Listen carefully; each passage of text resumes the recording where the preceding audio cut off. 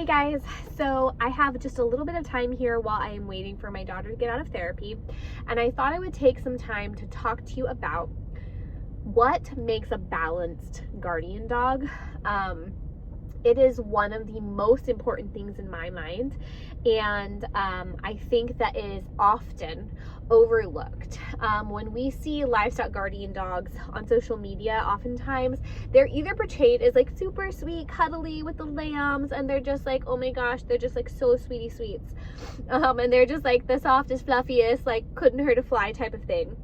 Or you'll see more of like the European side, where they have the Kangals, the Caucasian Osharkas, the Bos Shepherds, and they are lunging at the end of a chain, and they're snapping and snarling and spits flying everywhere, and they're just crazy aggressive. And those are kind of like the two different perspectives that you see, and really both of those have their place, right? Like there's a place for a dog to respond aggressively, and there's a place for a dog to snuggle its lamb. But we don't necessarily want to focus on one or the other. We want both to be balanced. So what do I mean by having a balanced livestock guardian dog? I'm not just talking about a dog that snuggles and also chases off predators. I'm talking about mentally balanced. So we want dogs that are responsive, not reactive.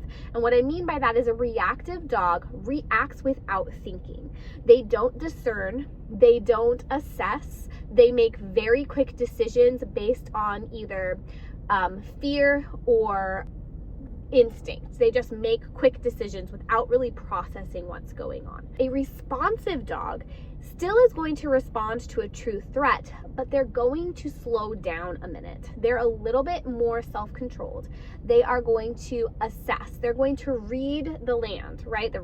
Get a read of the room. They're going to see if my shepherd, are they upset? Do they look concerned? Are they relaxed? Is the person who's coming to visit me relaxed? Or is the animal that's a new animal, is it a threat or is it relaxed? They need to be able to have a little bit of self-control and a little bit of discernment to look at and assess before deciding to respond. And I posted a video of Dragos responding to a stranger to him. And this man immediately, he came through our gate. My husband was with him. My husband got out of the car, his friend got out of the car, and Dragos never offered to bark. He saw his dad there, he saw the new person that he doesn't know, and he just went up to greet him. He was literally like standing between his legs and like visiting him. He was not in any way aggressive, because he is a balanced dog. So what makes a balanced dog? Let's talk about that. So there are probably three separate things that I would say go into making a balanced dog. A big part is genetics. Genetics will determine a lot of the mental stability. Also, the way that the puppy is raised in the environment. This is why I like to keep my puppies for at least 14 weeks, because I just think that it makes psychologically more sound dogs. They have more time to learn dog behavior and to observe the pack. You take them out of that and you put them by themselves solo, and they lose so much learning. And then the third thing is, which this kind of goes into that, is like observing the pack mentality. So if you have a very balanced pack, you're going to have balanced dogs overall, generally speaking. Now, if you brought a very unbalanced dog into a balanced pack, that balanced pack would not tolerate an imbalanced dog. They would put that dog in its place, and it would cause a lot of conflict. So those three things: genetics, the shepherd and their involvement, training, and the puppy's kind of upbringing, and then being with a balanced pack if you have one. So why are these things so important? As someone who is looking to raise livestock guardian dogs specifically for the modern homesteader, people who are going to have children and visitors, a variety of animals, and oftentimes things change quite a bit in a homestead. Your animals, your pens, the people coming and going, package deliveries, all of that. It's not something that you're going to find for a ranch dog, right? A dog who's out on a 1,000-acre ranch doesn't have all of that unpredictability, and they don't need as much predictability for the humans, if that makes sense. I still think a balanced dog is always best, but it's not as important for a dog that's basically just out on its own. A homestead dog really does need to be balanced for the safety of all of the people involved, right? And so something that I think people mistake is, I've had a lot of people look at my puppies and see how social they are, and they're like, but will they actually do their job? Because they look too relaxed.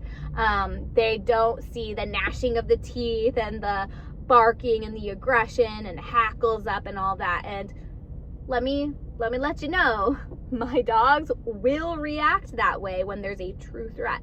But that's not as often as one might think. Most of the time, my dogs are just hanging out with the stock, right? And so I don't want to be living life with a dog that is literally always about to snap. That's just not fun for anybody. It's not predictable, it's not safe, and it's not fun for the dog, and it's not fun for the shepherd. So a balanced dog is one of the strongest tools for having a successful livestock guardian dog. And so that is one of the reasons, or the main reason, why for me, I look at their temperaments and I'm like, okay, is this dog just reacting to react? Or are they balanced? Are they discerning and assessing? They're a little slower to respond. They're not just at something. They're watching, they stand up, they look, they scan, they might let out a few like woo, woo, woo, woo, woo, and they assess, and then maybe they'll kind of move forward toward a threat. If they really think that something's a threat, they'll take off. You guys have probably seen videos of my dogs at night when there's coyote activity. But ultimately, I want a dog that is not going to just react, because a reactive dog is not going to look kindly to the leadership of its shepherd. And that's just what it comes down to. A reactive dog is not going to have enough self-control to look to the shepherd and say, what are we doing? What are we doing? Is this something you want me to take care of or not? I should be able to look at Dragos and say, no, that's not a threat. Come on. I should be able to look at any of my dogs and say, no, that is not a threat. We're not doing that. Come back. And a lot of people will tell you that livestock guardian dogs are like, you can't train them on a recall, that they're basically going to blow you off because they're independent thinkers, that they're not going to listen to your opinion about things. And while there is some innate independence in these dogs, having a balanced livestock guardian dog, you will have a dog who will respect your leadership and who will be able to have enough discernment and enough self-control to actually process and listen to the shepherd's guidance and look to you for leadership.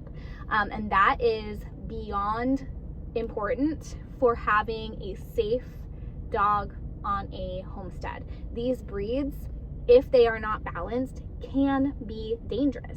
A Caucasian Shepherd that is not balanced is a liability. A Anatolian or even a Great Pyrenees who is not balanced. I mean, people think that Great Pyrenees are usually just like these like big soft teddy bears that are all super friendly and social and everything else. And they can be great, family friendly livestock guardian dogs if they're balanced. But I have seen my fair share of imbalanced Great Pyrenees who have attacked people. I have a friend who actually stopped breeding because they lived on a farm and they had a walking trail, like a nature trail that was right next to their farm. And their, I want to say it was their male, I can't remember for sure, actually bit a woman because she was walking. And that is that is in a dog that was not, and I love her. This is not in any way, you know, a shade against her or anything, but that is not what we want. And she ended up not breeding the Great Pyrenees anymore for a lot of reasons. But that is a reason why balanced dogs are so important. A balanced dog should be able to recognize that somebody just walking by your house is not something we need to attack, right? If they're not approaching the stock, if they're not, you know, a stranger that's coming in and trying to snatch your lambs and making everybody upset and a big fuss and everything, like, it should be able to discern that. And so it's very, very important to me, and to my program in particular. I need to go and get my kiddo from therapy, but let me know if you guys have any questions and I'll talk to you soon.